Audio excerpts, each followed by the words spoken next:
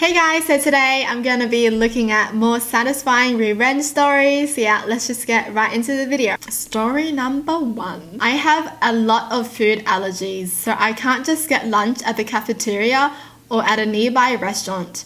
I have a new baby who I'm breastfeeding and who I pump for when I'm at work. You know how hungry pregnant people are? Yeah, the caloric requirement for breastfeeding is 100 to 200 calories higher. I am always hungry. Because I have a new baby, half the time I don't manage to show up at work with a lunch. I either run out of time to pack one, or if I did remember, I leave it on the counter. My solution to all of this was to leave lots of non-perishable snacks in my office, and also a lot of candy, because I also have a 3-year-old and therefore work is the only place I can shovel Skittles into my mouth without a little hand extending into my field of vision and the little voice saying, please. Snacks that were specifically free from my allergens, some of which were specialty foods because of this. The type of specialty food that just doesn't taste as good as food that contains the allergen, and also costs twice as much. Because I'm not getting a lot of sleep right now, I deserve nice things. So, because I'm not getting a lot of sleep right now, when I first came back from maternity leave, assembled my snack hoard and started having things go missing. I genuinely thought I was just losing my mind. Boxes of candy were running out faster than I thought I was eating them. I'd come in the morning and things wouldn't be where I left them. At one point, I brought a bag of chips to work, folded the rim of my bag down so I wasn't plunging my arm elbow deep into a grease pit, and then put a bag clip on it when I went home. And when I came in the next morning, the bag was unrolled and reclipped. I went, wow, I must be more tired than I thought. Rolled the bag back down, and the next morning it was unrolled again. Just little things like that, almost every day, that made me go, wow, the post-baby brain is worse than I thought. And then I got the flu. I got the flu and I was out for a whole week. Left behind at the office was almost full box of Enjoy Life cookies, which were not enjoyable but are free of all major allergens, and also $5 a box for like 12 sad little sand pies with some cinnamon on top. I ate one row of these cookies, and then I was out of the office for a week. For 1 week, I was not eating any of my snack hoard. I hate people who steal food from other people. I swear. Like, bring your own food. Why would you steal food? Like, but someone else was. Because I came back to work, opened my box of cookies, and found one. There was one single solitary cookie left. I love how they left one. You know, it's not suspicious because there's still one more cookie left. They won't think someone stole their cookies. There's still one left. Honestly, either that person is really dumb or they just don't care. They really left one cookie left. Like, if you're going to be stealing someone's food, you might as well take everything. Okay, I'm more pissed that there's one cookie left, honestly. Like, don't try to be nice now when you stole all the cookies. And on further examination, the one box of candy that had been opened was nowhere to be found.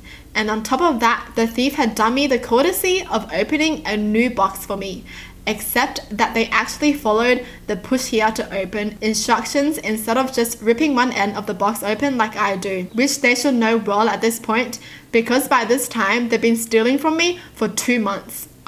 2 months! Oh my gosh, I'll be so pissed. I'll be so mad. The combination of these two things, the sheer audacity it takes to open a new box so you can continue stealing from someone, on top of the consumption of almost a whole box of specialty cookies that aren't even good, enraged me enough that after going to my boss and getting some vague promises about checking if the security cameras in my wing of the building are functional or not, I went straight to Amazon and ordered myself a nanny cam. Not for my baby, for my snack hoard. Yes, get him. Get that person. I hate how they're not even trying to be subtle about it, you know? Like, they're eating so much. They even opened a new box. Like, what? You opened a new box. Oh my gosh. Okay. Conveniently, it arrived the day before Valentine's Day. I set it up on top of a file cabinet looking down at my desk. On the desk, I laid out a fantastic spread of snacks. I got all of my thief's favorites, and then I took it one step further. I bought myself a Valentine heart, broke the seal to make it more inviting, and left it out on my desk. The next morning, I came into a very obvious snack carnage. My thief had slowly been getting more brazen. Again, who opens a new box of something and opens it differently than the person they are stealing from? But this was just on another level. Individually wrapped things had been dumped out of their boxes. Bits of packaging had been thrown away. And yup, they'd eaten some of my Valentine candy. Oh, they touched the Valentine candy. They just have no respect. For shame, office thief. Don't you know that's from someone who loves me? I played back the video. All was quiet throughout most of the evening, and I was just watching the shadows lengthen as the sun slowly set through the hallway window. And then, shortly before midnight, the night janitor arrived and went right ahead and took a 12-minute break in my office, sitting in my chair, eating my food. How dare you sit on their chair? I started taking screenshots. I got him shoveling candy into his mouth with full palm to lips intensity, pouring things out onto the desk, not even bothering to put them back where he found them. And yes, eating my Valentine's candy. I hate how this person is so not subtle about it. You know, like, how are you gonna do this and not even try to hide it, you know? Screenshots went directly to my boss in an email. I went directly to my boss's door to hover and grin and ask if he'd read my email. And I got assurances of a strongly worded email to the cleaning company and the barring of this particular employee from our place of business. I was also tactfully asked to please take my unauthorized spy camera home, which I did. I'm so glad he got caught. The fact he just went in there and just rummaged around like it was his things and then making a mess. How dare he? Why would you steal someone's food? Like, bring your own food. If you like candy so much, buy your own candy. Story number 2. I was working for an advertising agency, a pretty big one. I had an unethical manager. Well, when I first started out, I had a manager who was one of the most unethical managers I've ever dealt with. He'd order his sales reps to do things that would increase his bonuses. Example, say a client decided to buy product XYZ and the spend was $2,000 a month. He would want the agent to put their products ABC and keep the spend at $2,000 even though the client didn't agree to that. Fact is, the clients generally wouldn't notice, but if they did, it would cost you your job. I was the guy that refused his demands. He would tell me to cheat the client and I would refuse. He would get mad. I wouldn't care. So he's not the one cheating the clients. He's ordering people below him to do that, and then that will increase his pay. What a jerk. So like, if anyone does take the blame, it's gonna be the employees under him. This makes me mad. This went on for quite a while. Now, there is something I don't tell people very often.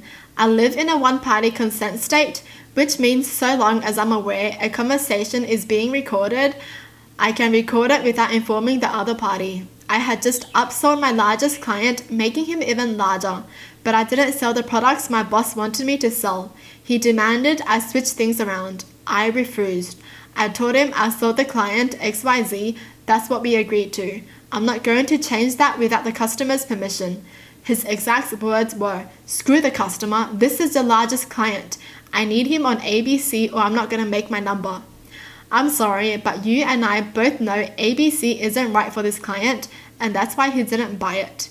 You're fired. If you can't follow instructions, you're fired.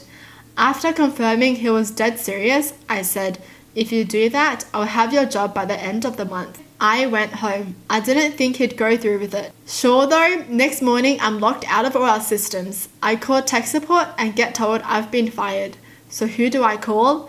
I call our regional vice president and tell him I have several recordings I think he should listen to. Remember, my boss ordering me to do unethical things wasn't uncommon. So I meet up with my RVP and play 6 different recordings that I had saved showing my manager was pushing his agents to break the law.